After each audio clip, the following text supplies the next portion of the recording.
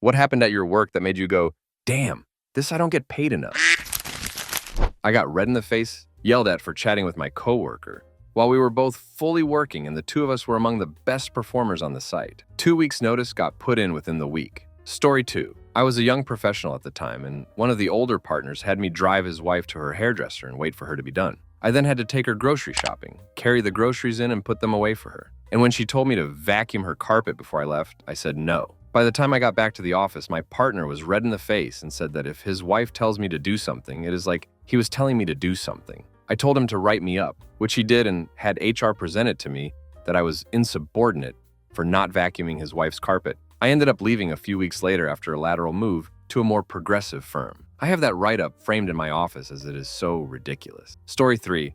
I worked at a preschool where my supervisor, who happened to be a good friend of 2 of the aides, had them spy on me. I decided to turn in my resignation. Before I did, she called me into a meeting with the HR director. While I held the letter behind my back, they said I was being laid off. After the meeting, I ran the letter through the paper shredder, and I was able to collect unemployment insurance. I felt I had gotten even. I did go back to teaching, but I found a job that I loved in a public school. I went from the worst job I ever had to my favorite. Story 4. A wiring closet was built on the first floor where a bathroom used to be. Guess what was on the second floor above it? There was a sewage leak from the second floor. I was the it guy. They thought it was my problem to clean it up. Story 5. I was working at a car dealership for a while, about a decade. I was the go-to in my department. Our job was to take all the incoming leads from our website and incoming chats and incoming calls and answer the customer's questions. I got paid state minimum wage, which at the time was $12 an hour. If I convinced them to come in for a test drive and talk numbers and options, I got paid $20 commission. If they bought the car from our sales team, I got an additional $20 commission. It was all right work, easy in a physical sense, and I'm pretty good at talking to folks. Back in 2018, we had the busiest year the place ever had. We were far and away the busiest dealer for the region. It was the year I broke 6 figures for income, and I wasn't allowed any overtime pay. Just absolutely bananas. How were we all rewarded for our efforts? All commissions were reduced to $0, and we were left to flounder at the state minimum wage. We were told this when the owner of the dealership called the entire sales, management, and internet teams together and delivered a speech about how every single week he viewed our earned paychecks as us stealing money from him. So I stopped working. I went in, sat down, did the bare minimum, and spent my days looking for a new job while at my old job. Greedy old git. Story 6.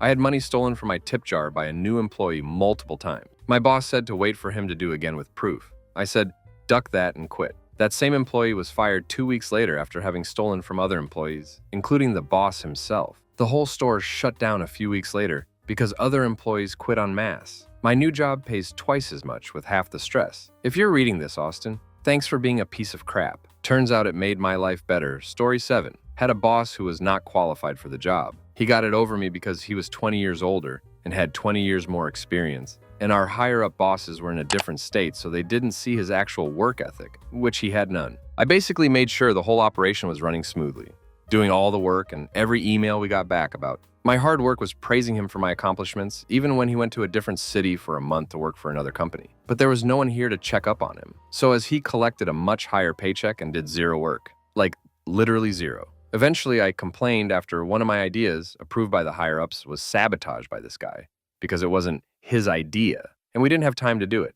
It was something that took 30 seconds, but he refused to let me do it. And we literally sat in silence for an hour because he wouldn't let me do this time-consuming thing. I complained about it, and the higher-ups finally saw my potential and all the ideas I had and gave me a special project. But this guy decided that he would try and kill my project by taking away any manpower I had after I booked contractors to work and moved them over to his projects. He took equipment away from us to fulfill his project, even though he had the equipment already, but wanted it a backup. We would have a lot of on-site jobs, and 100% of the time, he would forget major equipment at the office and blame me for it, even though those days I didn't even go to the office. He did, but said I lost it on site, equipment I never saw or had anything to do with. Sometimes we would be 2 hours away from the office, and he would make me go back and get what he forgot. Like, when I say he would forget major stuff, it was 100% of the time. He was a procrastinator and forgetful. The company wasn't doing very well on the corporate level. I noticed that they didn't even bid for a contract that we had for the last 10 years.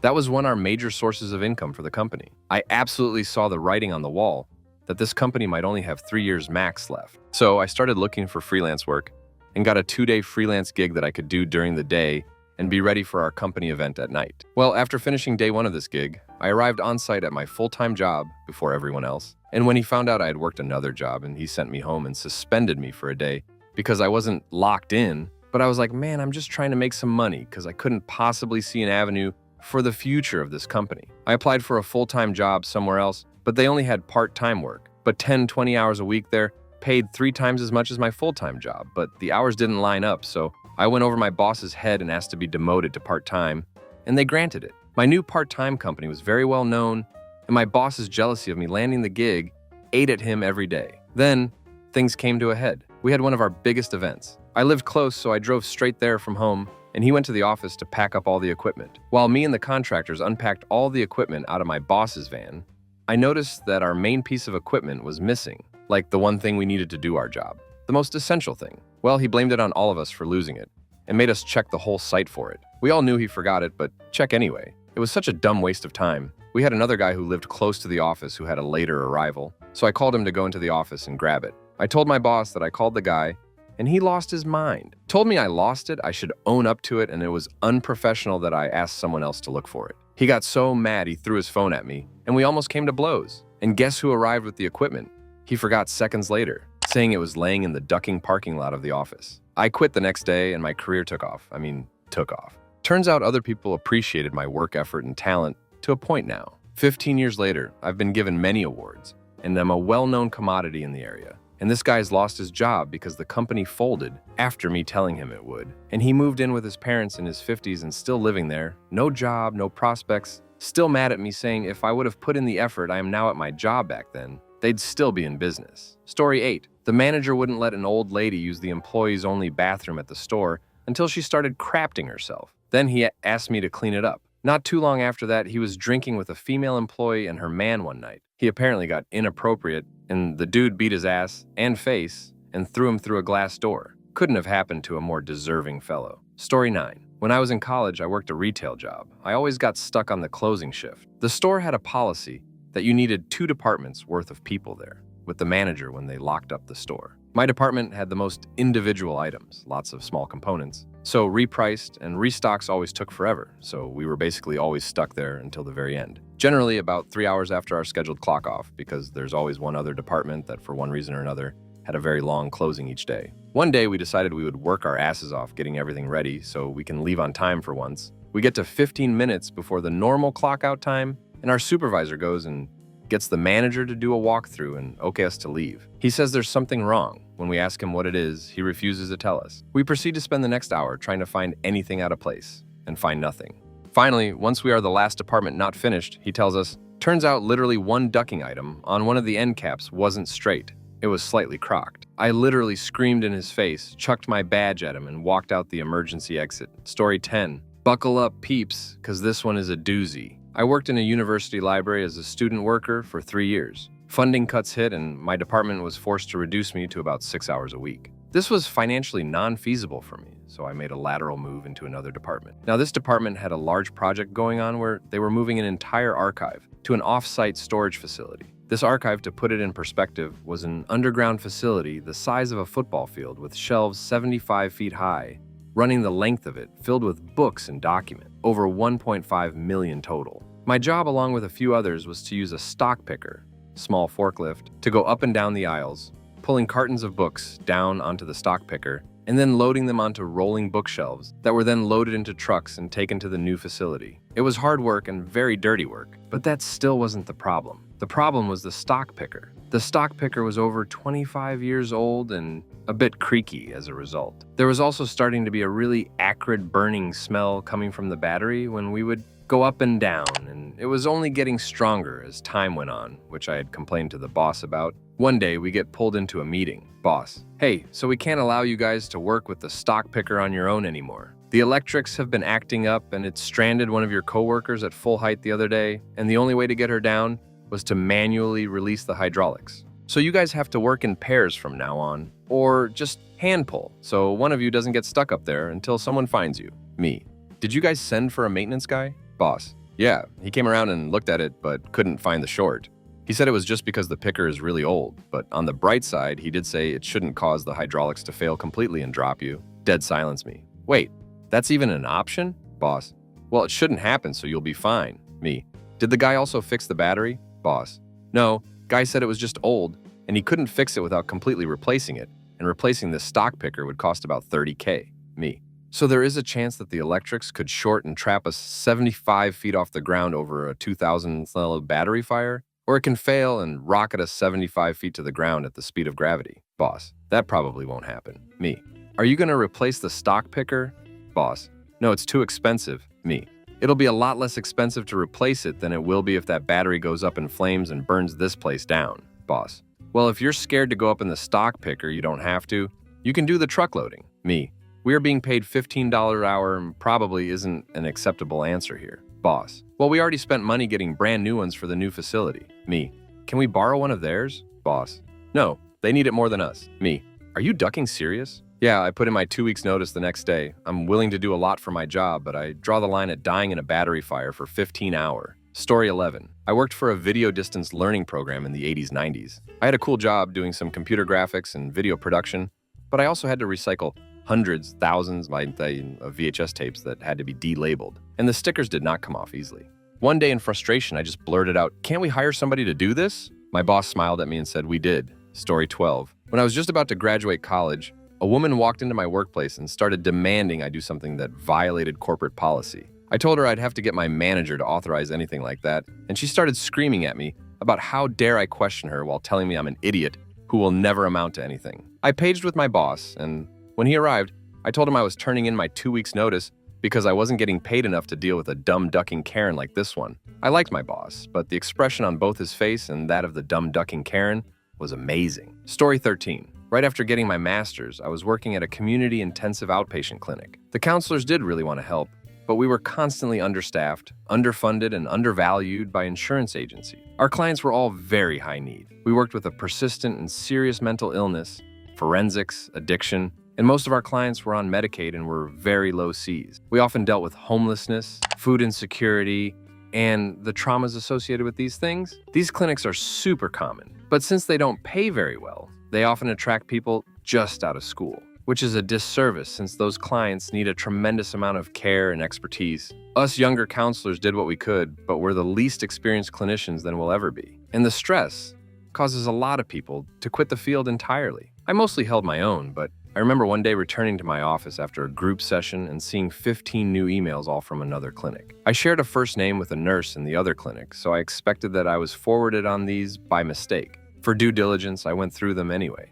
It turns out there was a new client that reported active death ideation of their counselor. This means that this client was actively threatening to harm themselves and hit the therapist they were working with. The email chain was the counselor freaking out and trying to figure out how to get the client out of the office. The client wouldn't wait for a medical cab, so they put them into an Uber, which is both very dangerous and super unprofessional. Now I thought they would be sending them to the hospital, but if that were the case, why not just call an ambulance? As I continued down the email chain, I realized that they put the patient in a cab to send to my building to talk to me. For the record, I was a standard clinician with about a year of experience. Notably, I am not ducking stab-proof. Just as I got to the last email, I got a phone call from our medical secretary. "You have a client here to see you. They're not on your schedule, and they look like a doozy." Story 14. I went to work at a BHPH car lot, where, big surprise, I was tasked with asinine, illogical, and often immoral repairs or modifications to the vehicles. I understand that property maintenance and repairs would also be a part of my job, but the owner took it a step too far one day when I was casually instructed,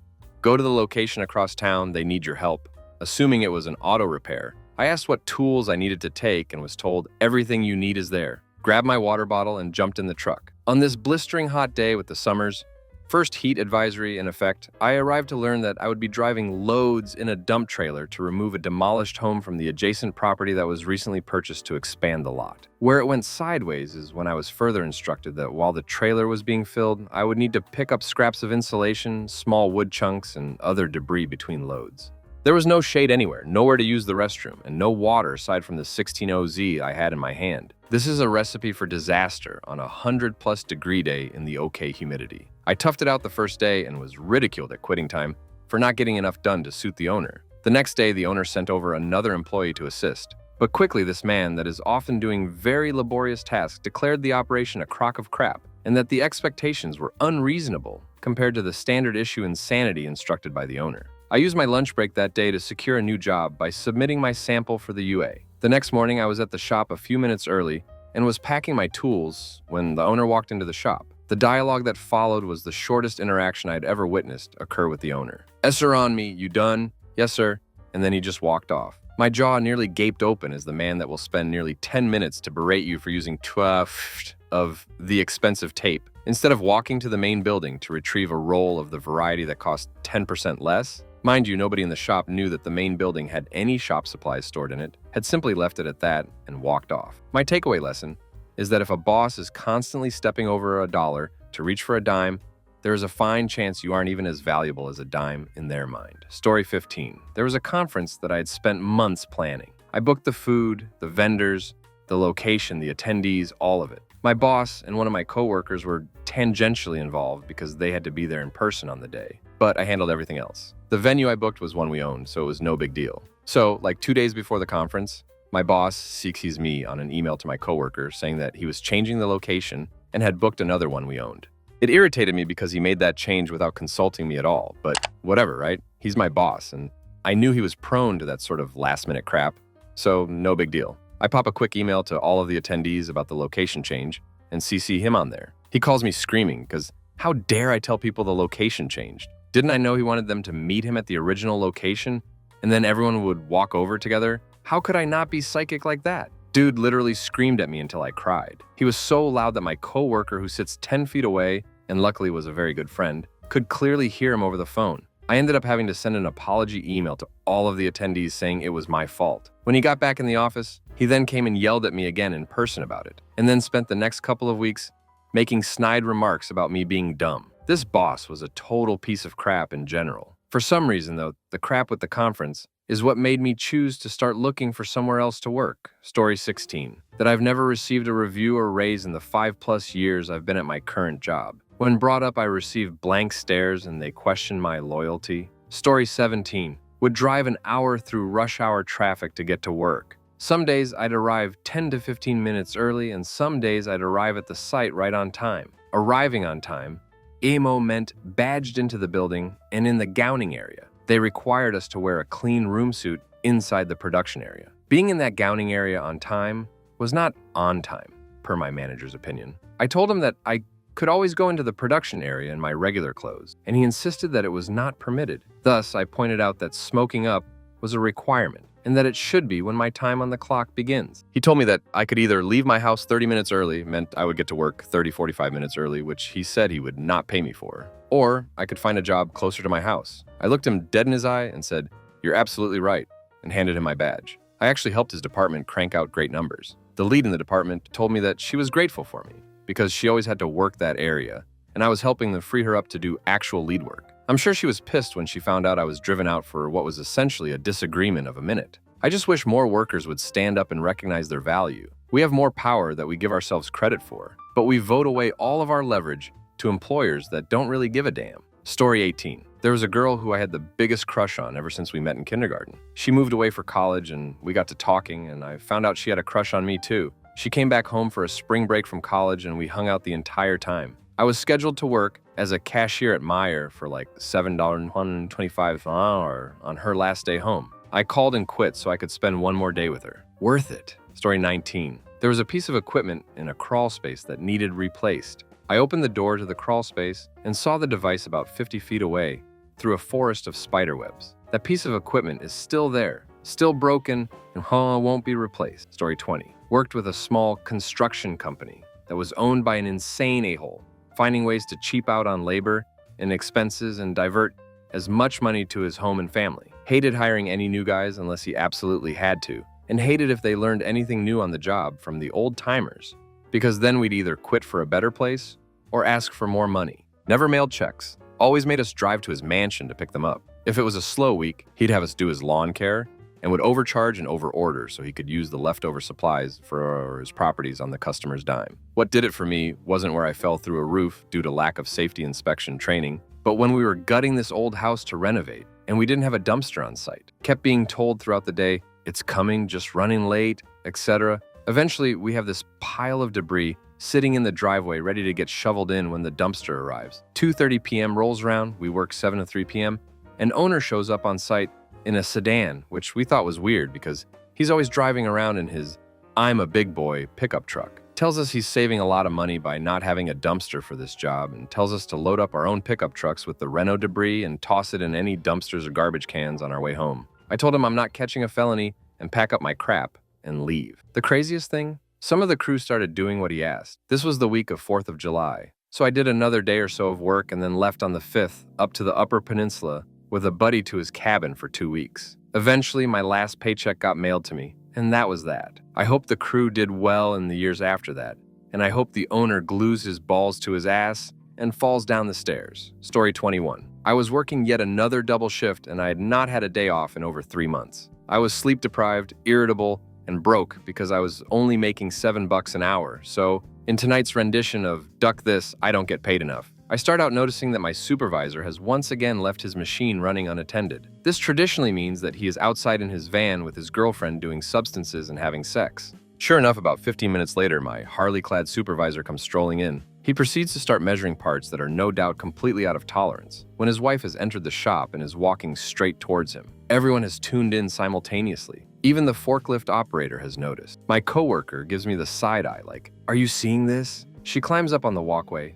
and they have a short conversation, and he once again leaves to visit the love shack. Again, an unattended machine is producing scrap metal. My place of work is noisy, so noisy that a raised voice is needed for most conversation. So what I heard next rose above everything, a screeching, wailing car crash kind of sound rarely duplicated in nature. What I see next is my supervisor stumbling backwards in an attempt to remove himself from the strike zone of his knife-wielding wife, whom now looks like the serial killer from Scream. She was slashing and hacking at air, and the tattoo-clad tough guy was pulling every "but I love you, honey" out of his ass in a futile attempt to calm her. And it works! I thought we would all be walking past a chalk outline the next morning, and instead, Sleazy Rider transforms himself in Harley Heartthrob. Story 22. I was working at Target at guest service. I had been at Target for almost 5 years and was about done with that job anyway. This was back when prepaid phones were popular. Girl who looked barely old enough to drive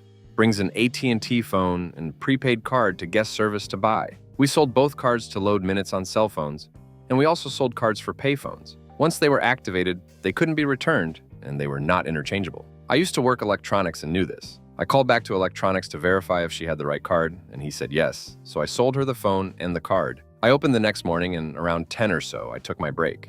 I come back to the girl pointing at me screaming, "That's him, that's the guy." I'm looking around like WTF is going on. Apparently, she did buy the wrong card, and when she came to return it and they told her she couldn't, she got her parents. Her dad was completely hammered at 10:30 in the morning and acting like a belligerent asshat. He starts telling me that I stole $50 from his daughter and I was paying her back, as if I somehow was doing this for kicks, just to mess with her or making money off of a scam. The mother accused me of being an addict. Now, if they would have been nice about the whole thing, the store manager would have ate the $50 and gave them a store credit to buy the right card, but since they were acting like the way they were, he had security escort them out. I was not about to get lost over a $50 phone card and had my fill of dealing with the public and put my notice in the next day. I think I worked 2 more days and never went back. I still have nightmares when I walk in that place hearing walkie-talkies and calling for backup to the registers. Story 23. Retail jobs, multiple of them. One that really put me over the edge. Guy paid for something on layaway. Once you pay it off, you get the item,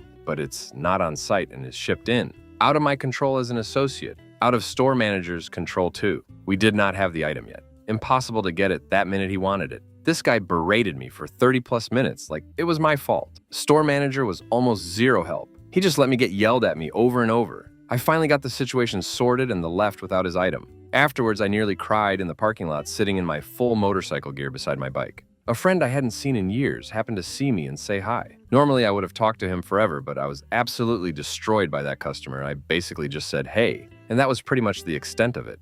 That was basically the moment I decided to go back to school, got an internship, and worked myself into technology. Retail is fine 95% of the time, but it's the 5% that eats your soul alive. I hope that guy chokes on a rock. Story 24. I took a job as a receptionist. Pay wasn't great and there were no benefits, but the interviewer stressed work-life balance as they have 3 receptionists, so it should be okay for one to leave early as needed. Well, it turned out that by leave early, she meant Leave right at 5 o'clock, rather than waiting for any stragglers to leave. I missed many of my daughter's cross-country meets, but was determined to make it to her league championship meet. We came back from lunch at 2 o'clock, so I asked if I could just be off the rest of the day instead, to have time to change and travel to where the meet was. The office manager made me pull up Google Maps and calculate to the minute what time I'd need to leave the office to go directly to the meet, and made me work up to that minute. So much for work-life balance. They also demanded a hell of a lot of work considering the pay. I thought I'd just be answering phones and scheduling appointments, but anytime there was a lull, we were supposed to be running reports,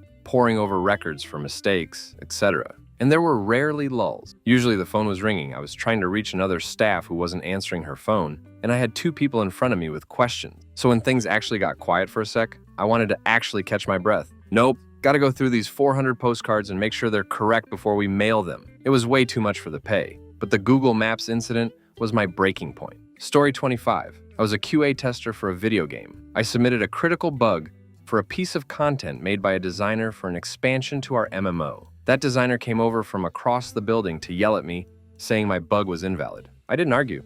I didn't do anything when they closed the bug as invalid. I didn't complain to my boss. Some coworkers came to see if I was okay. A few weeks later, they were having a public reveal on a test server where people could try out the content for free for like 3 days. This designer's content was the first level of the expansion content, and because it was broken, players couldn't access anything. I swung by her desk and saw her with her head in her hands as the lead producer and senior producer were standing over her. About 2 months later, she was laid off. Our team had this weird tradition where if someone was fired or laid off, people who didn't like them would collect their name tags. It was sort of a trophy to say I outlasted this person. Some people would also grab the name tags to protect them from someone else, keeping it as a trophy. It started with our boss at his previous game studio, and he brought it to our company. It was a very weird and macabre tradition that largely existed because layoffs were frequent. I tried to avoid it as much as I could because I felt it was a little infantile. But I made sure that I collected her name tag when she was laid off. Story 26. What happened? Kronos happened. I was placed through a temp agency, and being a temp, I was being paid absolutely crap. I was to verify overtime,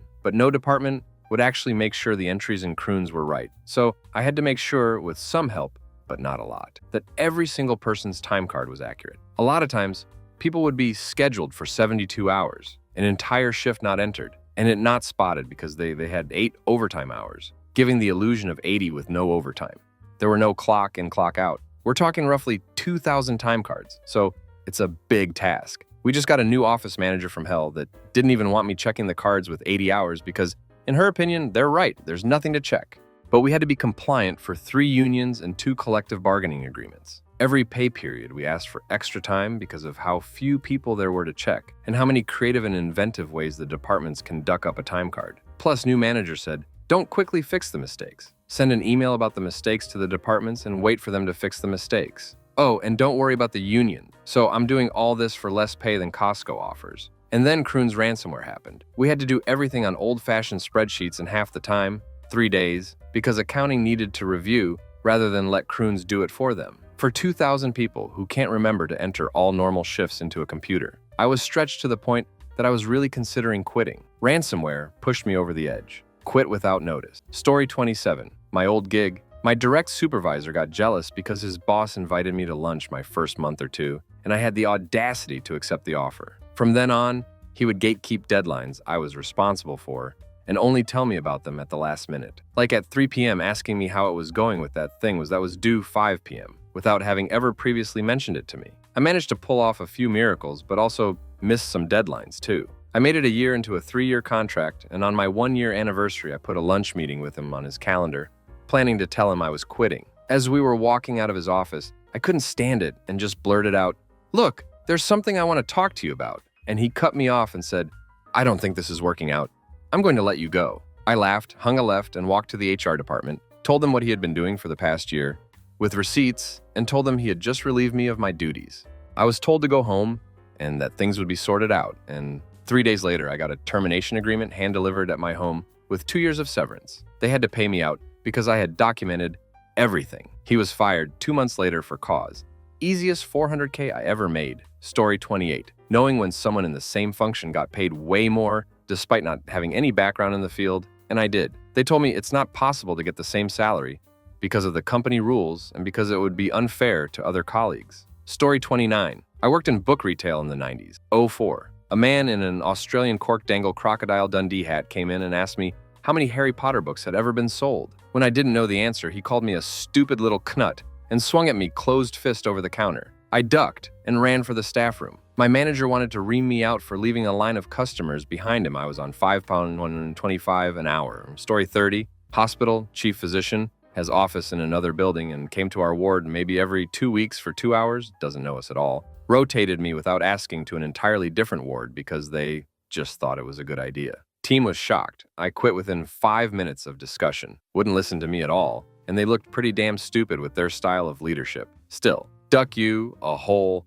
That's not how you treat highly skilled staff. Story 31. I was working in a country club gym that was known to have some current NFL players when there was an off-season to train. We had one NFL player, I forgot his name, but he played for the Green Bay Packers at the time, and he was extremely arrogant. I was cleaning up the local area near his locker. He comes fresh out of the shower. He goes, "I got one for you," and throws it on top of my head as I was busy picking up towels that were left nearby. I had gloves on, thank God, and removed it from my head. He started laughing like it was the funniest thing he's ever saw. I threw the towel on the basket, marched into boss's office, and told her what happened. She told me, "I'm sorry that happened to you, but he's one of our platinum clients, and we're supposed to show all of our clients with great customer service." As soon as she said that, I went back to work angry and didn't leave my station until the end of my shift. I made a few phone calls and was able to get into a better position that paid better money and more hours. The next day, I gave my notice. She tried to get me to stay, but I told her that no one should the support staff like they're less than. Last I heard, my old boss is still there taking crap from people and people that think they're better than, and I'm now in a better position than I was in 2016. Story 32. A lady was screaming nonsense at me from her car as I was trying to leave work, so I called my manager to ask what to do since she wouldn't leave me alone. But the owners live on site and are geriatric, so I was worried about just leaving her there. She said just leave, and I was like, yep, great, because 17 hours isn't enough to be helping someone having a mental break thinking she owns my work's property. Unfortunately, she physically blocked me in, illegal, so I started filming her for safety. She then tried to run me over when she heard me call 911, then fled in her vehicle when the sheriff showed up. They had to spike strip her on the highway. She's been in jail since this happened in February and is only now finally getting moved to a psychiatric inpatient hospital. She keeps pleading not guilty, but we had video evidence. Attempting to hit someone with your car is assault with a weapon. To be clear, I wish she'd gone straight to getting the mental health help she needed. I had to call 911 because she wasn't letting me leave the property to get to safety. I know cops aren't good with mental health breaks, and I'm sure jail has been awful. Not worth $17.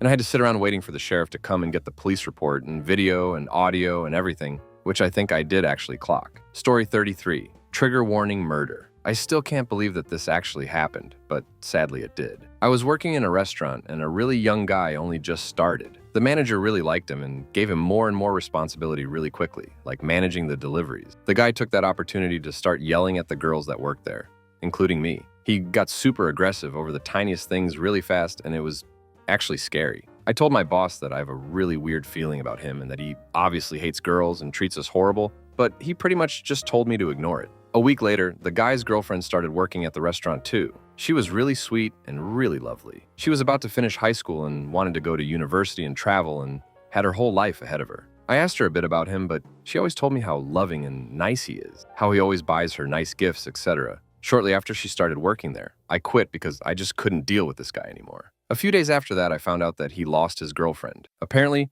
she wanted to break up with him, and he made a whole plan on how to hit her because of that. Story 34. This is illegal, but I'm going to tell it. My boss didn't pay the electricity for his establishment and asked me to put up a devil. For those who don't know, it is stealing electricity service directly from the high voltage cables. It is extremely illegal and very dangerous. I got scared because I thought he was joking, but he told me, do it or I'll fire you. I don't need a piece of crap. And I said, okay. I discreetly grabbed my things, went up to the roof, then jumped to the other roof of our competing neighbors and asked permission to leave through their employee door. And I left without saying anything haha ever saw me again. Curious fact, he found someone who did it, caused a small fire, and received a large fine. Story 35. I worked in a grocery store around 2000. We had a customer that would crap himself and then let it run down his pants and track it all over the store. Happened once a week for months. I got stuck doing the cleanup a couple times. It was horrifying. We didn't know who was doing it at first, and we named the person the Phantom Crapter. We finally observed it happening one day and got store management involved, but they wouldn't trespass the guy, who apparently found the entire situation amusing. I was gone soon after. Story 36. Witnessing my boss having an affair in the office with someone. He's married with kids, and the woman is like sort of the worst person you can imagine in a workplace. Unreliable, irresponsible, unorganized, immature, unprofessional, unkind, the whole shebang. The woman came up to me afterwards and begged me to keep their secret, and my boss couldn't look me in the eye for weeks, but never brought it up and never apologized to me. Afterwards, the woman tried to get me fired. Story 37. Being harassed by a technician. I was a scheduler for inspections and repairs. If I turned down his compliments, he got crafty with me. He insisted I go to lunch with him and let him pay, turned him down again. Then he threatened to hit me multiple times. I had told the owner about his actions, and she wouldn't do a damn thing about it. Then I brought HR in and they still wouldn't fire him. They made it harder for me to work my normal schedule. I have kids and that schedule worked best for us and never had an issue before, and I ended up writing a long letter on a Friday and dipped. Already had another job lined up and had used up my PTO before I left, knowing I was about to have a breakdown. Threw another coworker under the bus for how he treated myself and others. Printed the emails where he talked trash about myself and the parts manager to vendors and customers, and talking trash about customers to vendors. I BCC'd a few coworkers so they knew what was going on. They told me the manager and owner scrambled as soon as I sent the email and brought the one coworker in for a stern talking to. They said he came out of the meeting looking like the life drained from his face. Story 38. Worked a remote pharmacy position that was good vibes and relaxed until the old boss quit and Queen Karen started. She turned everything on its head and started surveillance on everyone 24/7. I have an epileptic cat, and one day she had a seizure.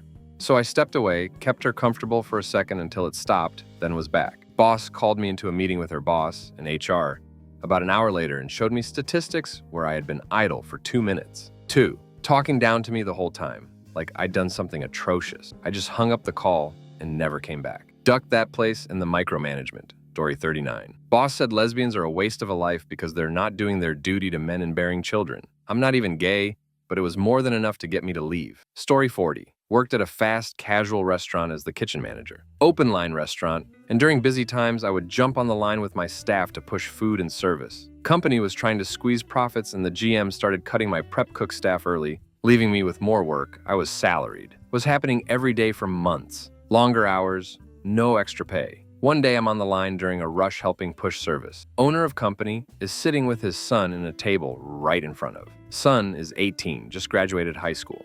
The owner handed his son the keys to a Jimmy John's franchise as a graduation gift. Kid had never worked a day in his life, and it hit me that all these extra hours and penny pinching and labor cost bullcrap for the last year just went into the hands of this pimple-faced duck who has probably never bagged his own lunch. This was 5 years ago. I quit the next day, told myself I would never work a job where my wage was not directly tied to my effort and performance. Got into sales, made $150K last year in a local area. Coming up on 1 year in the house I bought with my fiance. Getting married in June. Story 41. Worked as an accountant for a financial firm. Every accounting software on the planet rounds dollar amounts up or down depending on the situation. Boss wanted to see exact amounts, but with each number rounded to nearest dollar, $100,000 shown as $100,000 instead of 100K. Of course, this leads to certain situations where it looks weird, e.g., $1.49 plus $1.49, two rounds to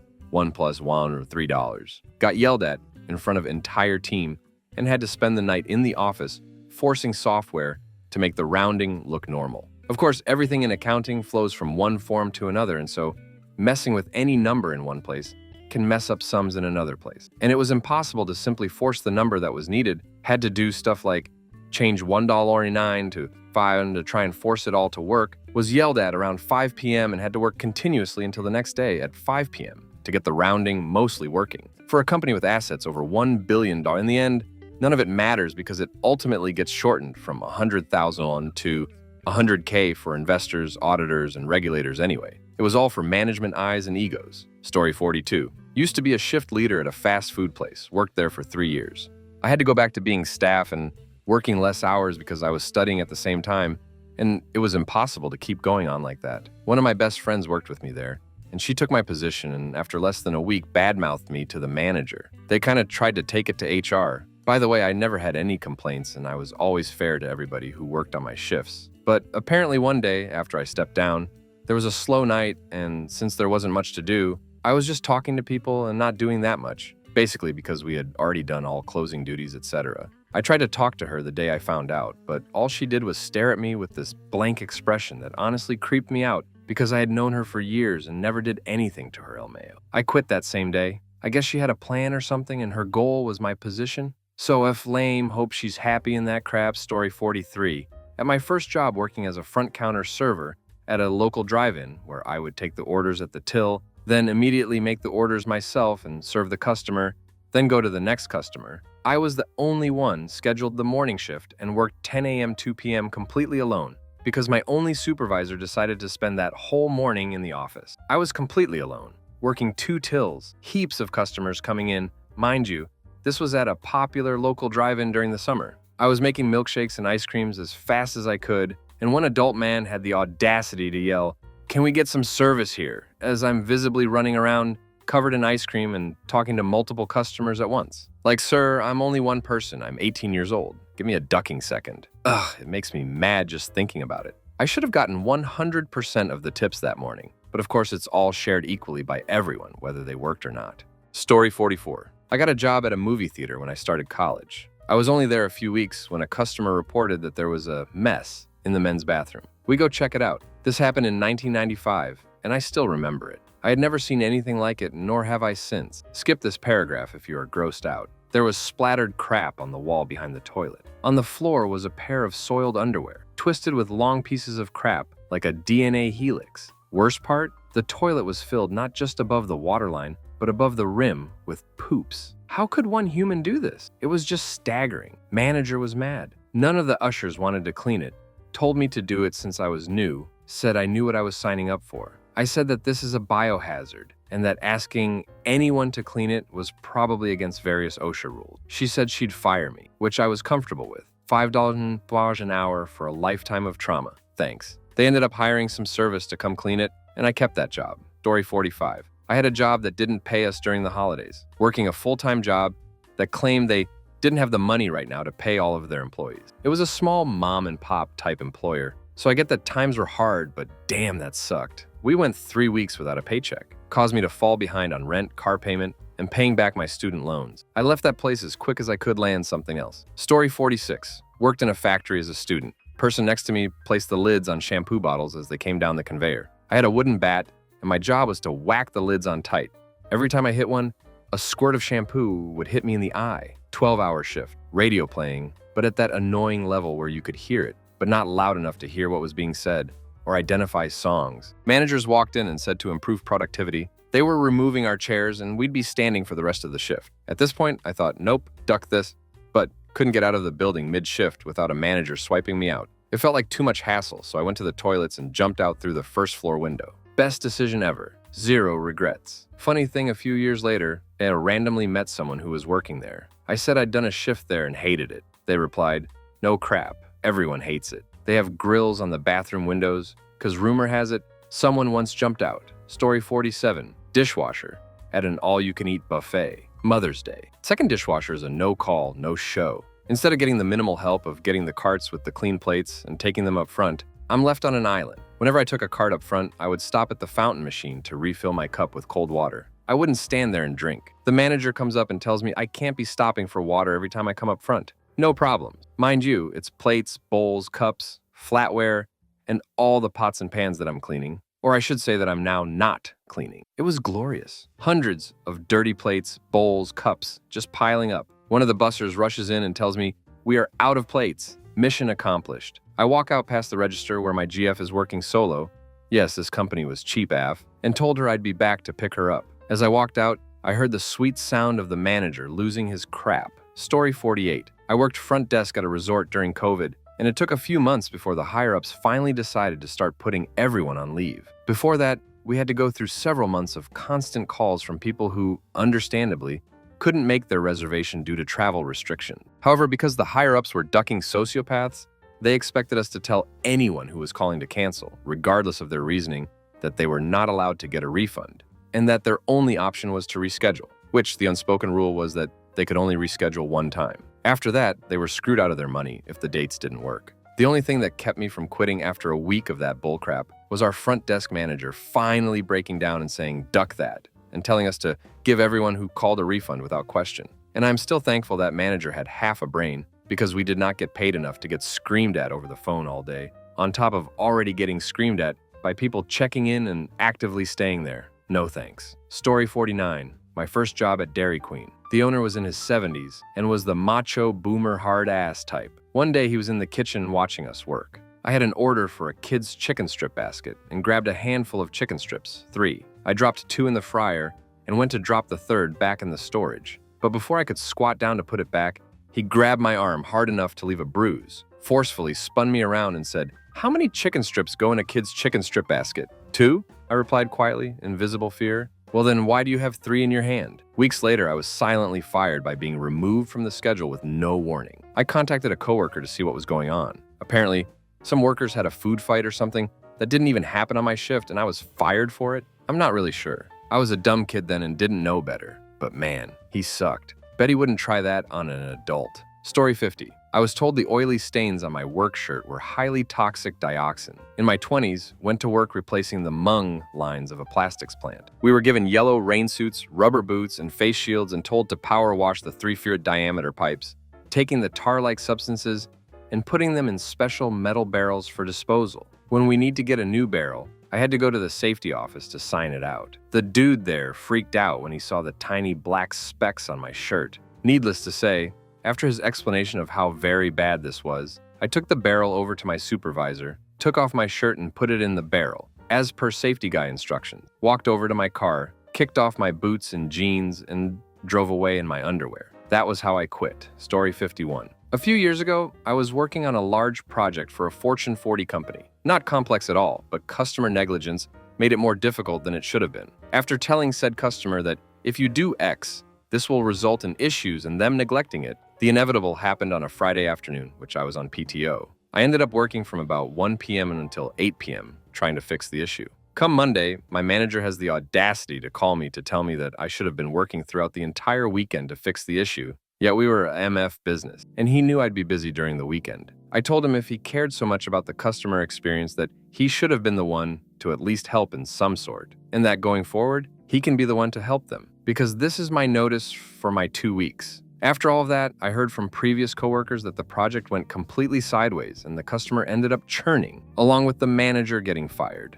Story 52. Was working as an addiction worker in women's transitional living, helping women who were in emergency shelter get back on their feet, and had a client swing at me and threaten my life for responding to her substance use-related crisis. Had an interview 2 days later, was waiting to hear back when I had another client verbally assault me after I called an ambulance for the stroke she was having. Heard that my references were contacted. Had another client tell me she thought I had cancer because of all the weight I dropped in a short period of time. Finally was offered the job. Went to work ready to submit my 2 weeks and had a bird crap on my head as I was walking in to my 12-hour overnight shift with my 2 weeks in my hand. That was the sign I needed that I was making the right choice and that B wasn't paid enough for the literal crap I had to deal with. Story 53. I used to work at a swim instructor school for kiddos. I was 17-ish, and a temporary manager had to come to our location because our current had a family issue arise. I'd only been there for about a month, give or take. When I first started, I was told about these optional monthly meetings that happened at the first weekend on every month. Completely optional. But they mostly went over how things were going, and they played around in the pool sometimes. Well, the temporary manager decided to make them mandatory. Except the meeting was happening on my little sister's birthday party. I told him that I couldn't make it in the group chat, as well as why. And he messaged me privately to tell me that my sister's party wasn't a good enough excuse and that if I didn't come, I'd be written up. So I texted him that I quit. Didn't go back, didn't pass go, didn't collect $200. Ended the conversation there and threw the team shirt away.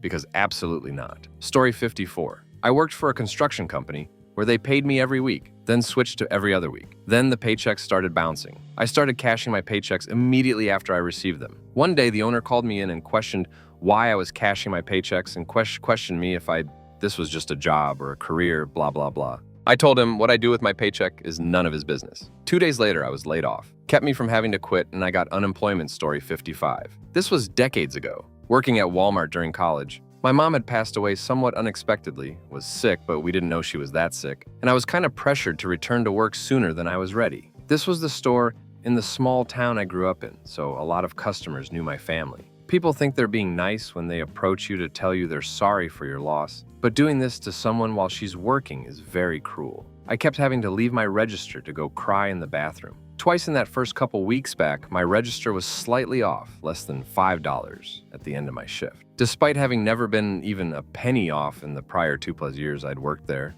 I got written up for this. One of the older ladies had been off over $1,000 on the previous Black Friday. And I get written up for that? Duck that noise. Story 56. One of my first ever jobs was at a pretty fun wings restaurant. We had a challenge where if you could eat 60 wings in 60 minutes, you got your name on the wall of fame. 3 guys came in already pretty drunk of hitting the bars across the street and all tried the challenge. They're drinking as they go, but one went way too hard on the alcohol and Spray puked up 58 wings and beer and stomach acid on his friends and all over the table. And then they did too. We had to literally close the restaurant because there was 175 chicken wings and puke covering the middle of the room. I was the busboy and my boss wanted me to handle it.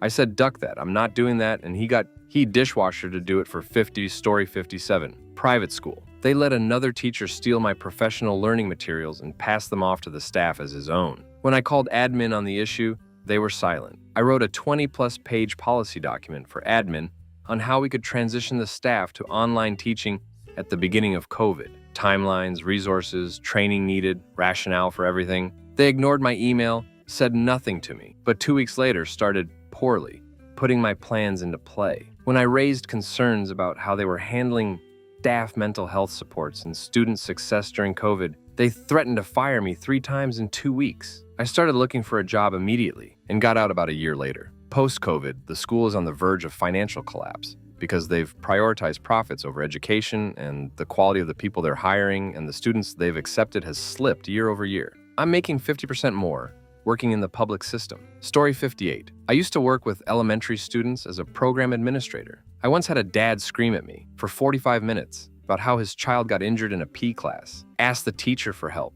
and was ignored and denied medical attention. Went to the video footage of the gym that day. The girl got hit with a softball and dramatically collapsed. The teacher went over, talked to her, got her an ice pack, and wrote an incident report that the dad had signed. When I told him that and said, "It's concerning you daughter lied to you," making allocations about a teacher can lead to very serious and real consequences, including charges where they could never pass a background check to work with children again. He scoffed and said, "My daughter doesn't lie. She just misremembers the truth sometimes." Yeah, I don't work with kids anymore because of parents. Story 59. Worked as a contractor for the federal government, issuing COVID-19 payments, pandemic isolation, helping on MyGov, Centrelink, Medicare payments during lockdown, also getting Vax stats on the QR code app. A guy asked for help with updating QR code to reflect Vax status. I clearly explained what to click on the different pages. He asked if I can just do it for him, if he gives me his username and password. I explained no because it has 2-factor authentication and I wouldn't receive the number. He says, "Well, I'll just read it to you over the phone." I say no. If I were to log into your account as you, it would be considered identity theft. The federal tech people in Canberra would recognize my IP logging into a MyGov account, not mine, and my manager would be notified. I'd lose my job in approximately 20 minutes after doing what you wanted. He replies, "So, can't you just help me?" Story 60. Had a patient get verbally aggressive and called me slurs because he claimed I switched his Dilaudid with saline. He said I was hitting him and wanted to speak to the CEO. He swung at me twice. I managed to block the second swing, and then he yelled out that I assaulted him. But charge nurse, security, house supervisor were there and witnessed it. He had a history of meth use, dialysis with bilateral above-knee amputation, so I knew he wasn't going to run at me. Upper management said to let this one pass. He's already in bad shape and no point in pressing charges, but they will deny him an admission if he were to show up to the hospital again. He then showed up a few weeks later, admitted, and fractured a female nurse's eye socket. He was so out of it from substances and skipping dialysis for over a week that the nurse wasn't able to put him in jail nor press charges. Story 61. Working for $6.50 an hour at a Ross. Unbagging and hanging up a load of clothes when my manager comes downstairs and tells me to go outside and pick up trash that has blown out of the bins. It was currently storming, heavy rain, wind, and more importantly, lightning. I pointed out the weather and said that was unsafe, and she said, "That's why you're doing it and not one of the girls." Told her I wasn't going to be doing it either. that it could wait for the storm to pass, and that I didn't appreciate the insinuation that my life was expendable because I'm a male. She laughed and walked away, saying, "What kind of man is afraid of the weather?" I tossed my name tag in the trash and walked out. Apparently, a couple of the girls quit too after thinking about what they were asked to do and how we were treated for what we were being paid. Story 62. They hired a PhD to lecture us even though we were top of the industry. The PhD told me in private he had no idea his position would be like that. The new hire boss made some email statements, poorly thought out decisions, using the PhD for credit. When I confronted them, they complained about my work ethics. Me who bended backwards to not pass delays, customers always very satisfied at my work. I asked them in what exactly my work ethics was flawed. Their game was to say, "Common, you know what we mean, don't be silly," when asked to cite what was the conflict. I quit on the spot, effective immediately. If I told my boss to eat crap, they would have fired me on the spot. Yeah, I quit on the spot when being disrespected this way. Story 63. I worked in the golf business. The fall was our busy season, meaning Mondays when the course was closed, we held corporate outing. They used to have a limit on how many they could have, and in a row. One year they had maintenance in the spring, so they put them all in the fall. 11 in a row on Mondays. 7 weeks I hadn't had a day off, mind you. It's not hard or laborious work, but it's mentally draining to be at work that many days in a row. They flexed in a couple days for everyone to take off randomly, but my boss argued with his boss and had a fight about it. We didn't need the whole staff to run these events. Finally, they reluctantly agreed to let me have some days off. I left that day and said, "What the duck?" I left the business later that year and have no regrets. Story 64. Unarmed security for the Parks Department. A few times a year, I'll find people trying to camp overnight in the park itself, and that's not allowed. I'll holler from my car that they have until closing time to pack up their tent and head somewhere else. If I come back after closing time and they're still there,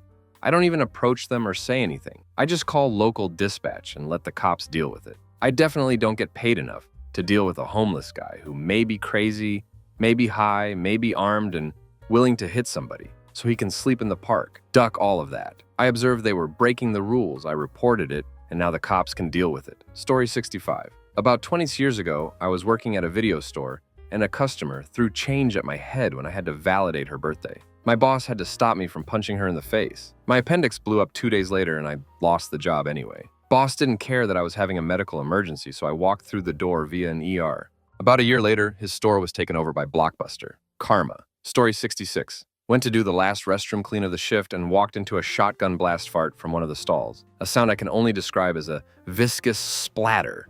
And the poor soul's voice let out an exasperated, "Oh." Story 67. District manager visited the Blockbuster I worked at and asked us how many super expensive $20 a month rent, unlimited video game subscriptions we'd sold. I was happy to ring people up and give them feedback and advice on movies to watch. But I'm not conning them into a bad deal. He breathed down my neck and basically was forcing me to ask every customer if they wanted to be on it. So I just quit then and there. The same guy also took all our clocks off the wall when he arrived, so they wouldn't distract us. No way I'm going to sit there and take that kind of condescension. This is an old story from the 2000s, of course. When I was young, story 68, manager at Chipotle paid new hires more than other staff and me who had been there 2 years. I stayed though. Then the manager thought people were faking sick to call out of work. I had never called out sick, got sick, called out of one shift. She dropped me from 39 HRs a week to 8. When I found out, I walked across the street into another restaurant, interviewed, got hired the next day, walked into work that day and quit. No 2-week notice?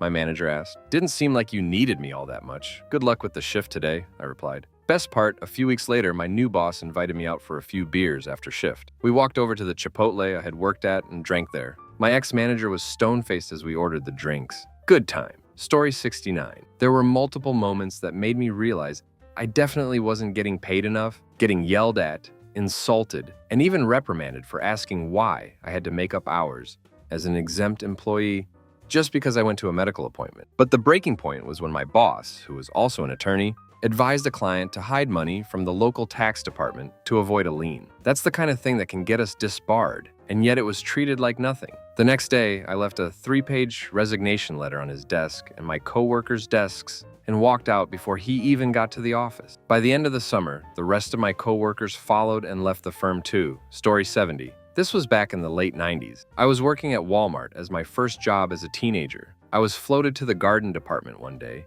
and there was a guy looking at lawn fertilizer. I walked over and asked if he needs help. He said, "Not now, just looking at the different kinds you have." Pretty standard reply from the guy. So I said, okay, let me know. I walk away and then swing back about 5 minutes later. Same guy has proceeded to rip open about 10 different kinds of the fertilizer all over the ground and is rolling around in the stuff. He is also taste sampling the stuff. I called my manger because I did not want to deal with it. Security escorted the guy out the store and called an ambulance in case the ingestion of the fertilizer hurt him. Story 71. It's not an insane story, but I applied for an estate agent job with the company Purple Bricks, who at the time went into liquidation but were bought by another company for $1 to clear debts and stay afloat. I had a total of 3 days training, roughly 4 hours a day for the first 2 days and then 30 minutes on the third. Purely PowerPoint presentation. The day after this, the guy, my boss, pretty much said, okay, good luck, handed me about 100 property keys and gave me a phone, to which my first responsibility was to apologize to all their clients for being kept in the dark due to high staff turnover. Needless to say, I told my boss I wasn't prepared enough for what I threw myself into and quit the next day. Story 72. Got a new sales and engineering manager that had been with the company for decades that did not understand when a customer buys a larger amount of a product, the unit price goes down. Story 73. I was in the ICU after an accident in the restaurant. A plate dropped and shattered.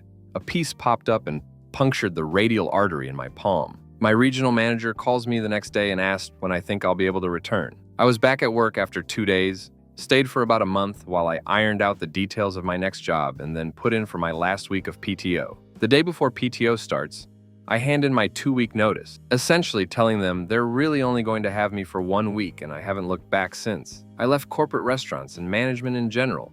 Now I work for myself. Story 74. My first job was a dishwasher at a buffet. I weighed maybe 130 lbs, but was expected to carry 70+ lb tubs of dishes from the dining room to the dish room 3 to 4 times an hour. Other dishwashers would eat food from the tubs before emptying them into the trash. Can't blame them. We were paid crafty wages. Everything came out of my paycheck, from meals at the buffet to shoes so I wouldn't slip, to the dish scrubbers and shirts and aprons I had to buy, often because they would just get soaked in dirty food and other gross stuff. I walked out after a month, went back for my final paycheck after a couple days, and the whole of a manager tried to lecture me about work ethic over a $10 paycheck. Story 75. I worked for a small computer repair company while at university. My boss wanted to recycle old machines by taking out parts that worked, combining them into one computer. I did this and ran tests. Everything looked fine. Got an angry call from the boss when I was on my summer holidays saying the machine didn't work and the customer was angry. I didn't do a good enough job of testing.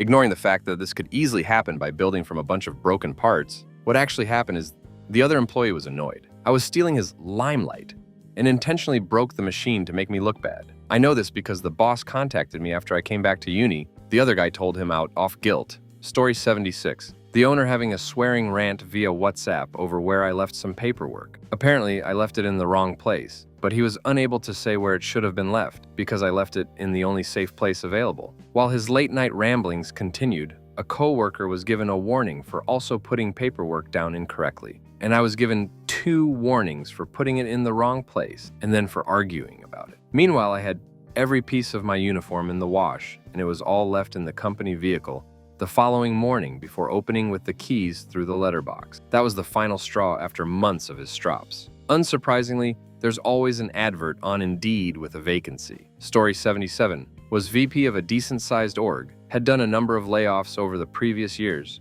I had trimmed my org by 25%. Painful, lost some good people, and affected many families. Next round comes down the chain. CIO that I reported to told me to trim another 15. Asked nothing of my peer orgs. I asked him why my org. He said he just felt we had too many people. I asked based on what? I had all the receipts. Overtime, SLAs, the volume of work, savings we generated. He said that stuff was unimportant. He just knew we had too many people. I gave notice the next morning. He asked why.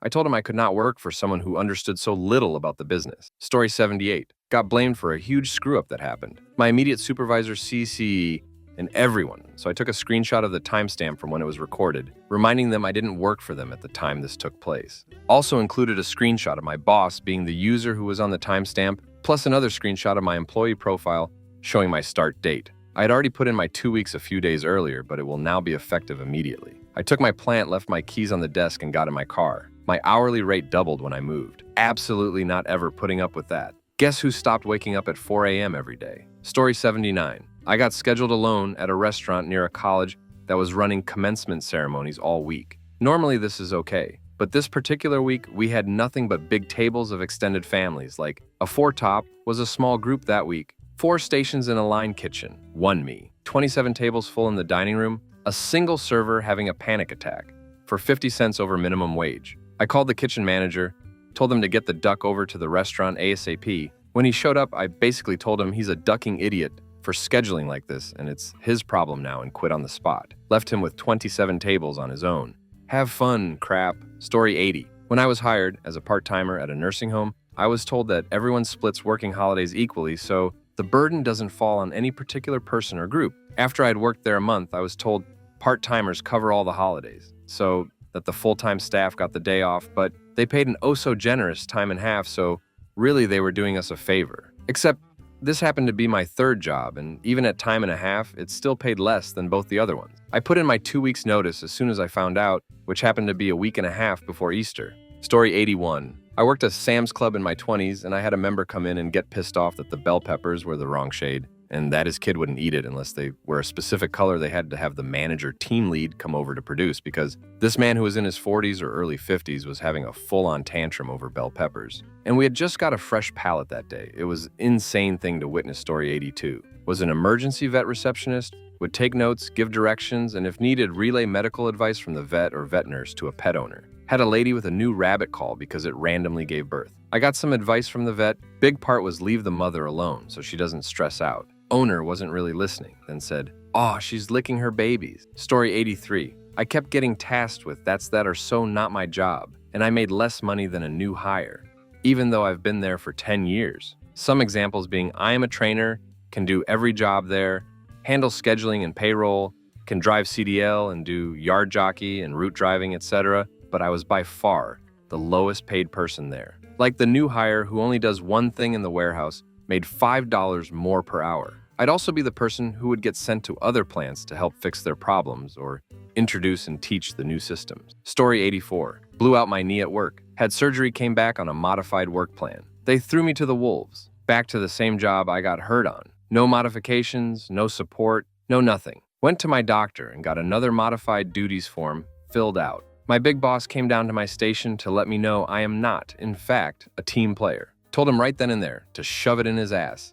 He would hear from my WCB worker, as well as my employment lawyer. Been 2 years now. Just finished my accounting degree, paid for begrudgingly by said employer. Story 85. Watching my boss smile and enjoy when her attempts to block my most successful project finally didn't work. And her saying, "I told you it was not going to work," with a big smile. She was enjoying and laughing when we got told it wasn't going to work. She blocked any attempts I did to make it work. I am not paid to get mentally tortured by an unstable Gen X who needs to take her frustration on anyone she is jealous about. I am not paid to listen to her complain all day. I am not paid to take all her mistakes on me because she blames me. Story 86.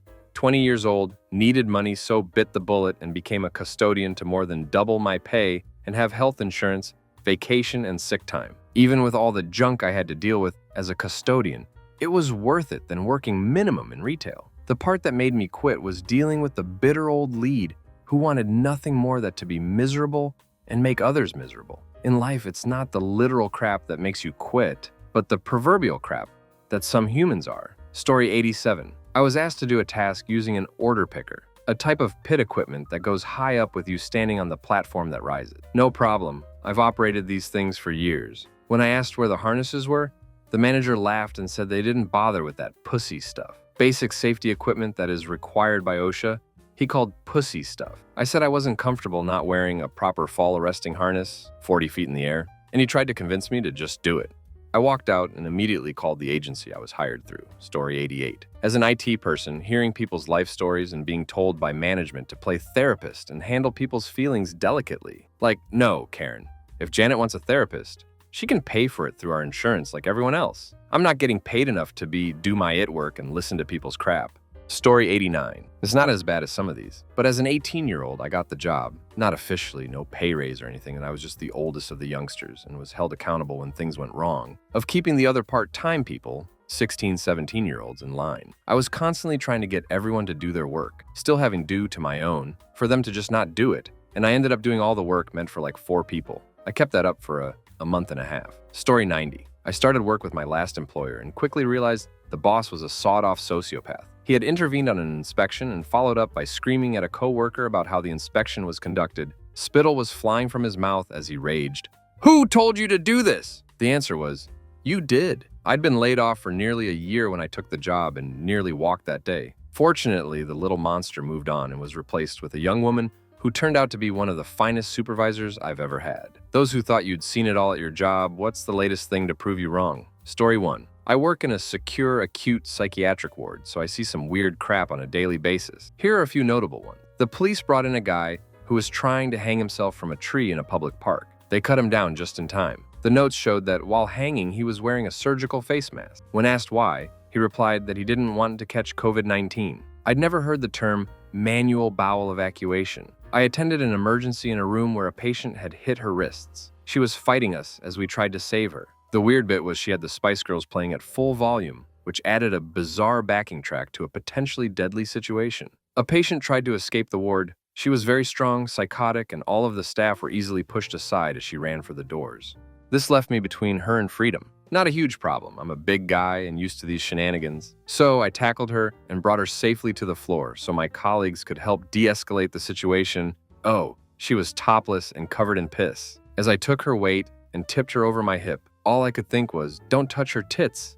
It'll be on CCTV. I cut a lot of ligatures. It's my job to prevent this happening, which is why I have special cutters in my pocket when on shift. After a very nasty incident, the patient came to me afterwards to apologize. Not for the potential trauma she caused me and my team as we held her down and cut the fabric, but because it was made from a nasty old pair of knickers, and she was sorry that I had to touch them. I could go on for hours. Story 2. My boss has been working us 6 and 7 days a week. Then all of a sudden, one day about 3 weeks ago, his boss shows up out of the blue. He made our boss give everyone raises, and we no longer work weekends, ever. I was given a $3 raise. It was a big surprise, and our boss might still get fired. Story 3. I worked for a company for 5 years and was the top performer of the company, so I got treated slightly different from others. In that time span, though, I realized the owners really didn't have any regard for the employee's well-being or best interest. There were no benefits, PTO, retirement, 401k, etc. I, however, did get sales bonuses as the top sales rep, and even then, they found ways to screw me out of pay. Once they told me they made a mistake and calculated wrong, and I had to pay $800 back. I finally had enough and recently decided to put my 2-week notice in. Praise the Lord, I found a real job. The owner flipped out on me when I told him and said he needed time to think and didn't know what to say to me. I couldn't understand at the time why he was so visibly upset. I did account for over 60% of our revenue, but I had a position the owner could do until they hired and trained someone else. He texted me later asking if I could meet him the next day in the morning, somewhere other than the office. He didn't want anyone else around. I met him the next day and he told me the reason he was upset is because he was selling the company and that I was supposed to go with it. He had not told anyone, not even his own daughter, a manager, who worked with him. People were going to be losing their jobs, getting demoted, etc. The paperwork was supposed to be going through that same day. When he negotiated the price for the company, I was one of the major selling points, having an established sales rep who's been there for years and is a top performer. He asked me not to say anything to anyone. He also asked me not to put in a written notice until after the sale of the company and it was finalized. After the paperwork was signed and the company was officially sold, he told the new owners I was leaving. They were furious and accused him of knowing beforehand, which he denied, lied about. The new owners were going to be flying in ASAP to come to the office and see what's going on. After they found this out, they asked me not to come in or finish my 2 weeks because they didn't want the new owners talking to me or asking me any questions. Moral of the story is, there are some really shady businessmen out there and people typically don't change. If you get treated like crap in your first year, don't think it's going to change or get better by year 5. My only regret is not leaving sooner. Story 4. An employee got fired for poisoning another employee. The real story here is, someone brought in a sandwich that they put some deadly hot sauce on as a condiment. They spiced the sandwich intentionally as to punish a common lunchroom thief. The thief, of course, preyed on the unsuspectingly spiked sandwich. They were held liable for poisoning the said thief and were sued by the thief and fired from their job. Albeit, the thief did have to go to the hospital and ended up with blisters in their mouth. This was 3 years ago. Story 5. It happened just yesterday. I work in landscaping. Yesterday, myself and 2 others were spreading mulch at a house. I was in charge of the crew. We emptied the trailer of mulch right around 1 o'clock, leaving plenty of piles in the backyard. After taking lunch, the 2 others went back to the job to start spreading those piles, while I drove back to our shop for more mulch. When I returned 40 minutes later, the 2 others were nowhere to be seen. In the 40 minutes I'd been gone, the 2 of them spread as much mulch as I did alone, in my first 10 minutes back. I tried calling them. No answer. I left a message. They never called back. I called my boss back in the office and told him what was up. He tried calling my other crewmates, which went exactly as well as my attempts to contact them. The boss ended up finding 2 others from different crews to come help me, but the closest one was half an hour away. The homeowner was concerned at first about how long it was taking us, but when I explained what was up, he was super understanding. He told me we could go ahead and just leave piles for him to spread in the back, and we should just focus our efforts on the smaller front yard. Even so, it ended up being a 13-hour day. Not what I wanted on a Friday. The homeowner also gave me a $20 tip, which was much appreciated. If I run into my original crew around the shop on Monday, I definitely intend to have a chat with them. If they had a legitimate reason to leave, like a family emergency or one of them got hurt, then I would have totally understood if they had bothered to communicate that to me. But because they just ghosted me without any explanation, that in my mind negates any legitimacy to why they may have left early. I'm also pretty new to taking on leadership roles in this line of work. So if they didn't like how I was running the crew, I absolutely would have appreciated some constructive criticism. And in fact, I did heed their suggestions on a couple things earlier in the day. On Monday, I also intend to talk to my boss and tell him I don't want those 2 on my crews anymore. I've never had to do that before, though I came close once. But it's not unheard of for crew leaders to do that, and the office folks always take it seriously. Story 6. This just happened recently, actually. So my regular job is being a security officer for a college. I do everything from interact with students and faculty to doing facilities work, and of course dealing with any homeless folks or shady individuals that come by. Suffice to say, after being in this position for about a year and a half at that college, I believed I'd seen everything that could go wrong. We've had medical emergencies, upset dental patients in our dental class clinic, fights between students, car accidents, homeless people backing up the fountain to take a bath in it, like a lot of stuff. But just about 4 days ago, we see a homeless man outside that seemed to be off his rocker. He was a 6-foot-tall man with brown hair and a big scruffy beard. He was walking around in a very weird way and talking to himself and reacting to things no one else would see. We believed he may have been on some sort of substances. After a while, he laid down in the middle of a long stretch of driveway that led into the parking lot for the college. When he went to lay down, though, he took off his shirt. He then laid for a while and kept talking to people who were not actually there. After about 20 minutes, he got up and started shouting at the sky. At this point, I start watching him very closely as it's my job to keep him in check if he gets aggressive at one of our students as they drive up to him to come into the college parking lot.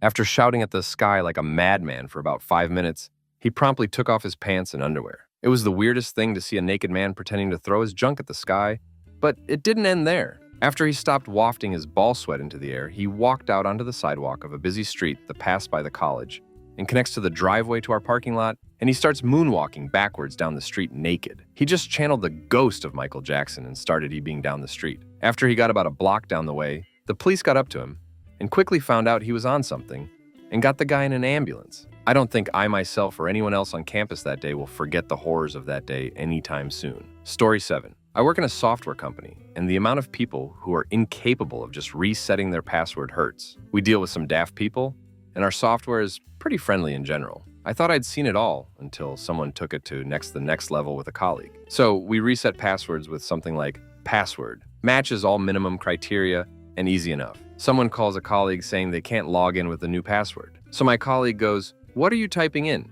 It should be password with a capital P.123. That's what I am typing in, password P.R.E." This list goes on. Story 8. I had a weird incident with an employee when I worked as a manager in corporate catering. The employee in question, I noticed, was crying at the end of his shift. I asked him what was going on. He said he missed his brother. I tried to prod him a little further, asking if he had died and so forth and so on. Kid looked at me and said, "He's in Jamaica." I told him that he did enough today and sent him home. I immediately escalated this to my managers, saying, "Something is off with the kid." They said essentially, "Yeah, the kid's weird, what are you gonna do?" Fast forward to day 2, same thing happens. He starts crying again at the end of his shift, and I ask, "What's going on, man?" He then states that he let Eminem down and started crying hard, like ugly cry. I immediately send him home, go back and speak to management about looking at options to get him help or what we could do. I stated that the kid was freaking me out and that something bad was going to happen and we have to act. They agreed that the following day they would speak to him and try to figure out if he should take some medical leave or whatnot. Fast forward to day number 3, I came into work at 6 a.m. to see police outside of the office building, the largest in my city, and they were talking to this employee. I come downstairs to ask another manager what was going on, and apparently the employee in question had been running around the office building, stark naked, talking about the impending doomsday that was approaching. He put back on his cloth somewhere on the 40th floor, then went to our office, fully clothed, pulled his pants down and walked in on my coworker, another manager, stating he was reporting for duty. Needless to say, he was fired on the spot. Turns out the kid had been taking acid and went literally insane. To be fair though, this was about a month away from us all getting put on lockdown from the coronavirus, so he was kind of right about the doomsday thing. Story 9. I work in an elementary school. I've seen just about everything possible that small humans can pull off. I thought I'd seen it all. Then we came back from COVID. Now, I know what kindergartners through 5th graders can accomplish when they're all 6 feet apart and wearing masks. First, it was the expected, using extra masks as slingshots and how to spit through a mask. Another early was how students managed to shove food through the mask to avoid taking it off while eating lunch, like applesauce. That was expected. Not everything has been. This week, I learned that many of our students have seen the 1999 Moulin and remembered the pole combing scene, as a 2nd grader climbed the flagpole using 2 masks as the medallion. Kid got around 5 feet off the ground before being brought down by staff. He didn't make it to the top of the flagpole. I'm sure there will be something else new on Monday. Story 10. When I was still doing direct practice social work, I worked in a group home for adults with mental illness who had been stabilized at the hospital, which just means they were full of substances and finally compliant, and/or their insurance won't pay for more bed days regardless of need. Had a resident who had antisocial personality disorder, colloquially known as a psychopath. He was also a raging alcoholic. They were able to leave during the day, but we had a curfew. Frankly, we were just another unmarked 2-story residence in a regular neighborhood, though we had no physical control of the residents. The point of our location was to assist them in re-entering society. So this dude leaves and isn't back by curfew. No worries, generally, except he is an extremely violent person. He had gone from prison to psychiatric hospital to our facility and probably should still have been in prison. So he was the only resident where we had to call the police to warn them of a danger to society so they could put out a bolo. I worked overnight shift that night, uneventful. At 8 a.m., the police arrived to tell me they've located dude. He was buck naked, all the way up in the top of the maple tree, in the yard of the group home, sound asleep. Apparently, the morning patrol saw a random man and came to investigate. So yeah, nothing prepared me for a naked man trying to figure out how the duck to climb out of a tree into which he had apparently climbed while blackout drunk. We couldn't even give him a violation. He, technically, had returned. He thought he would get in trouble for being drunk, so he decided to sleep it off in the tree. He had no idea where his clothing was. He also felt no embarrassment or shame, and I'm not gonna lie, I envy that just a tad. Story 11. Large pharmaceutical plant, prior job, Midwest, USA. Several incidents occurred that are worthy of this thread. All of the following happened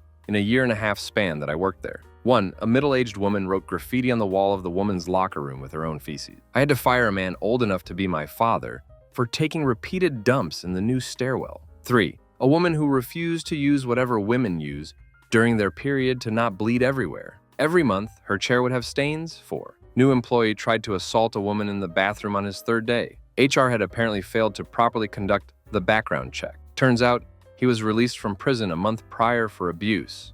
Lady on her smoke breaks would offer BJ for cigarettes.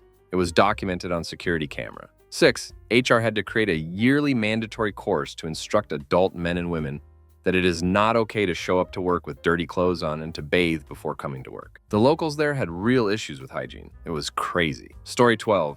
I work in EMS. I've seen my fair share. One time we had a call on the highway for a car that was hit head-on by another car. It was the winter months, so we assumed they slid around and such. Got there and got the story. The patient we took was traveling southbound, hit a patch of ice, and managed to flip his car over the divider onto the northbound side. The car surprisingly landed on its wheels. He calls 911, and as he's talking, he said, "Oh, he's gonna hit me." The second driver must have been trying to figure out why he was seeing headlights on his side of the highway. He slid right into him. The first guy walked away with a scratch in his head. Still took him to the hospital, though. That's a sort of feel-good story out of the WTF ones I've seen. Story 13. I work nights in a hotel in the core of a large city. It's not a bad area, per se, but the nights in the big city always have a rather unique group of people out and about. I think I literally have seen it all, to be honest. It's hard to shock or surprise me. Anyway, this homeless woman, a very small woman, I note, comes in and accuses me of kidnapping her mother and holding her hostage and performing medical experiments. This isn't unusual in itself. I know most of the street people, and it's not that hard to deflect and de-escalate. But this woman came prepared to free her mother. Somehow, she produced a pair of bolt cutters that were bigger than her. I have no idea where she was hiding them on her person. Just imagine someone magically producing a large and heavy weapon and then trying to kill you with it. That was a new. To add to the entire scene, hotel guests were still coming up to me and asking for things while I was literally fighting a woman for my life. I was rolling on the floor with someone screaming their head off and trying to disarm her. And this guy in a suit is saying, "Excuse me, I need a new room key," though I've encountered that before. One time there was an attempted terrorist attack that ended in the street in front of my hotel, massive police presence, trucks upside down, complete insanity, and people were literally pushing past the heavily armed police to go have a smoke, ducking hell. Story 14. I was a head lifeguard. I was scanning the catch pool to the slides as well as the lazy river that surrounds the slides. We were understaffed, so I had a large zone of protection. I observed the big fella, north of 350 elbs, come into the area. He had 2 bags in his hands as well as 2 small kids in her arm, with 1 additional kid in tow behind him. The man looks exhausted and frazzled. As soon as he put down the smaller kid, the kid bolted to the lay river where an empty tube caught his eye. I knew what the kid was going to do. He was going to jump in. I blew my whistle. I yelled, "Stop," but he diffident, "Listen." I was on the opposite side of the lazy river. He jumped on the tube and bounced off and fell into the water. Somehow, underwater, he grabbed onto one of the jets that create the current for the lazy river, and this all took place in a matter of 3-5 seconds. I made entry and pulled him up, placed him on my rescue tube, and guided him to the steps. The father thanked me, but the mother was irate. She told me that her kid could swim and that I embarrassed her by jumping in to rescue her kid. I have a lot of stories from my 8-year-long career, but that was one on the strangest rescues I've made. Story 15. I work at a pool store. We do free water tests and etc. A woman came in with a spa sample, and it was the most janked up water I've ever seen. For a little background, the chlorine test is seeing the difference between a shade of pink. So, deep pink equals lots of chlorine, pale to clear, little to no chlorine. Her water test came out gray. That's not even one of the 2 shades of pink. Next, when I was testing the alkalinity, what helps keep balance, the water was eating the sulfuric acid and alkalinity indicator. Breakdown. You add the alkalinity indicator, which is green, along with some thiosulfate, and add sulfuric acid until it turns pink. It would turn pink, but immediately go back to green if not constantly adding sulfuric acid. Lastly, calcium hardness protects the finish of the pool. It was the same as alkalinity, but instead of going pink-purple, it went blue-clear.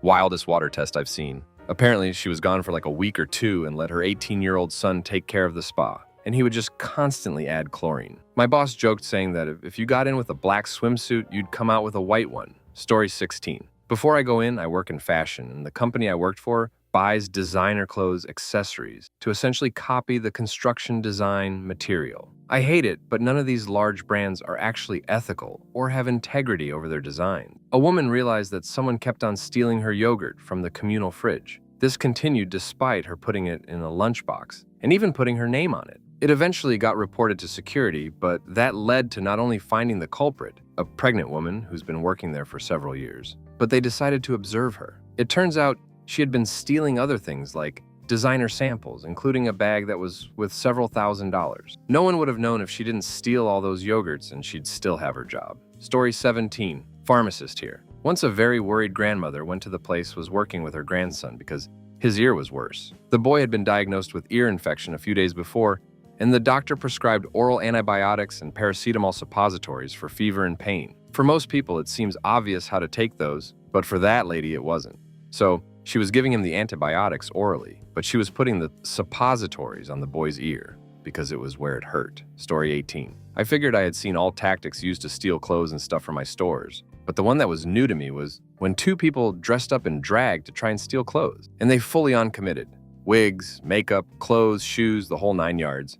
I was low-key impressed with the effort, but I also wanted to see what their tactic was, so I took my walkie earpiece out and just pretended to shop in areas near where they were. Seeing 2 people in full drag trying to steal clothes but shoving it down their shirt to simulate body parts was definitely a new one. They eventually caught on and ditched their pile in a fitting room, but I asked to look at that security footage after they left. Story 19. I'm a nurse. No details about the patient's identity to protect privacy. We recently had a paralyzed patient with stage 4 pressure ulcers. I admitted them, and when I turned them to do an initial wound assessment, a piece of trochanter the size of maybe a bay leaf was laying on the pad. I could see where it had fallen from. It looked like an educational gift. It is the worst pressure injury I've seen in 5 years. Anyway, usually I refuse to confess something at the hospital as being the worst I've ever seen. It's bad luck, but I've never seen anything like this. Story 20. I've got one that happened this week. I work in post-production of the video world. Generally, when the day is wrapped, all of the media is sent to the office to begin preparing it for edit. We receive media, nothing unusual at the time, so we start prepping it. I work on it, I finish it. Boom, done. The next shipment of media comes in and it's a continuation of that first day. Well, not exactly a continuation, because what I'd already worked on was in the middle of the rest of the footage. I feel whoever sent the media in had to think about what they were doing and then think, yeah, this is fine. It's like baking a cake with half the ingredients, continuing to add and mix what you have, baking it, and then going to the store the next day to pick up the eggs. Story 21. For context, I'm an aircraft mechanic. Our company is contracted to perform the maintenance for the company who owns and operates the plane. Our company is always at odds with us mechanics, due to our company not getting paid per aircraft that gets fixed, but instead how many are able to fly when needed the next day. So if we find something that needs to get fixed, our own company gives us grief because it might not be ready to go the next day. We're used to them getting onto us for grounding aircraft for small fluid leaks and such, but one day recently a pair of mechanics found a cracked propeller blade. Not too uncommon, but usually it's just a small surface crack that can be patched or something to that effect. But this cracked blade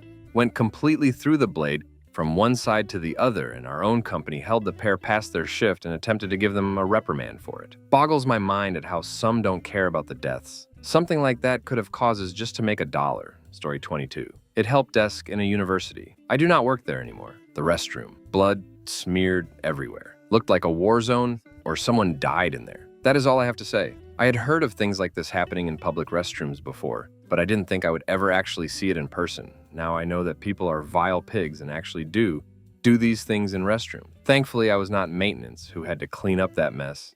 Felt sorry for them. Restaurant. A popular chain restaurant in the USA known for a dish called Moons over my hammy and free breakfast on your birthday. I was eating there and witnessed a family leave uneaten food on the table. Another party went up to the table as soon as they left, took the plates of half-eaten food to their table, and began to eat it. Then they began to document everything on social media. I cannot make this stuff up. Story 23. The depths. Some people are willing to go to steal. I used to work at a farm and feed store as a teenager. We sold all sorts of things for farm life, such as tractors to pest control.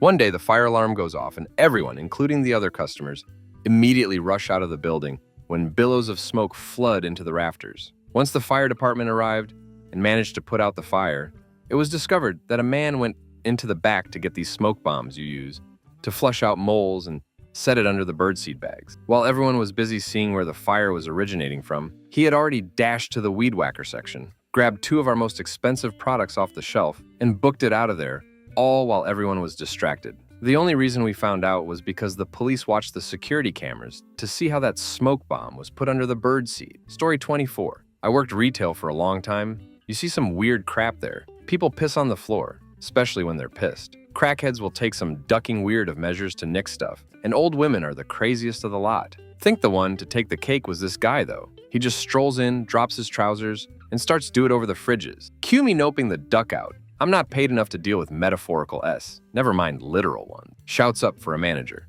who decides to stand well back and let this guy finish up first before chasing him out of the store. His excuse for that was, I didn't want to startle him and get shot with a load. The police never figured out who the mysterious fridge was either, despite CCTV from plenty of angles. Story 25. I work EMT in the suburbs outside Minsk in Belarus, and I thought I had seen it all when it comes to what men stick up. Acorns, squash, Barbie dolls, hair curlers, hairspray cans. But one man pushed a 70-year-old unused 75mm high explosive round from a World War II German tank up. He found it in his field. Story 26. Not anymore. Now I expect the unexpected all the time. Until I get on your site and verify what is going on, I believe exactly 0 of what you are telling me. But I'll bill you for the call. The number of times I have arrived at a client's site and found a single emergency stop button depressed. Look, I'm happy for the call out the flight halfway across the country to get your multi-million-dollar revenue machine up and running, but check your e-stops. My work is highly technical, so I won't get into the weeds about what went wrong, but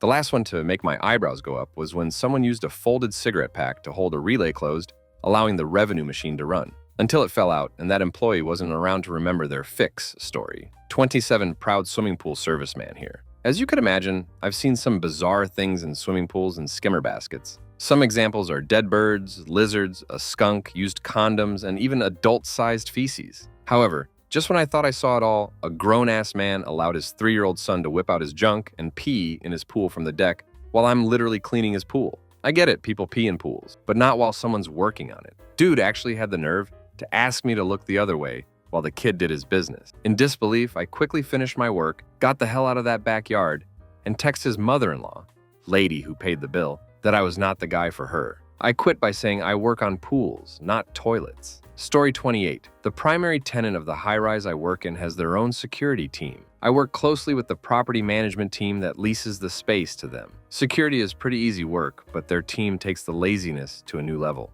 Anyways, sometime around fall 2019, someone started urinating in some small black garbage bins in the prayer/quiet room. They eventually figured out it was one of the security guards and let him go. They never figured out why the ducky was doing it, and I still find myself thinking about it sometimes. I mean, the building has dozens of bathrooms, and he had access to all of them. He only got caught because he wouldn't stop doing it. Some people, man. Story 29. As a teacher, I really thought I had seen the worst of the bunch with my last coworker. Nope. My daughter's preschool teacher, for all of 2 days, surprised me. I caught her screaming at my 3-year-old to shut the duck up and yelling, throwing things because it's not her job to clean up after you little duckers. Spoiler. It absolutely is her job. I pulled my daughter from the class, but the principal didn't believe me. I've had teachers who were abusive when I was a kid. I've worked with teachers who were nightmares and abusive. I hate that some people choose to ruin the school experience for toddlers because they can't get their own anger under control. Parents believe your kids when they talk about their teachers. Don't let the admin make you ignore your gut. Story 30. A phantom crapter doing craps on the floor in the toilet cubicle right next to the toilet. It would be easier to crap in the toilet than crap on the floor, but the problem got so bad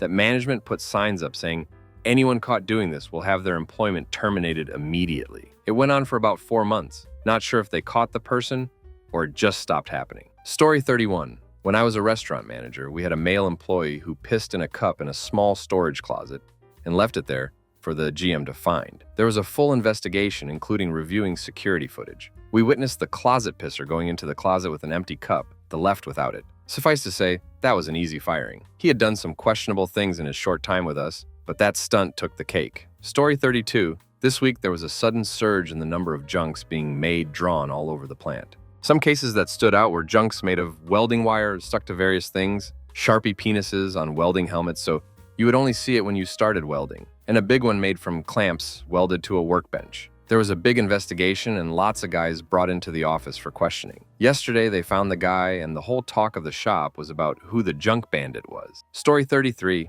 My editor decided to write a book for a client without telling me. She gave me the book to edit one day before the deadline. This was a very big job, and she had had the client for 3 months. I check it over to see if I need to edit the odd word. I have to restart the book from scratch because it is so crap and doesn't even fit the brief. It is meant to be a children's book, and it reads like a ducking Wikipedia page. Want to hear my favorite line? It feels like time has gone so quickly, but at the same time, so fast. Story 34. I'm a middle school teacher, and there are a lot of moments that come to mind, but this one specifically. We were having a class discussion, and it wasn't going well. Kids talking over each other, not staying on topic, cussing, etc. Finally, I thought I had the discussion under control when one of the boys respectfully disagreed with one of the girls. The girl very calmly raised her hand and said, "Sir, may I have a pencil?" I said sure and got her the pencil. The second she has the pencil, she turns to her left and stabs the boy that disagreed with her in the hand with the pencil. My mind was blown.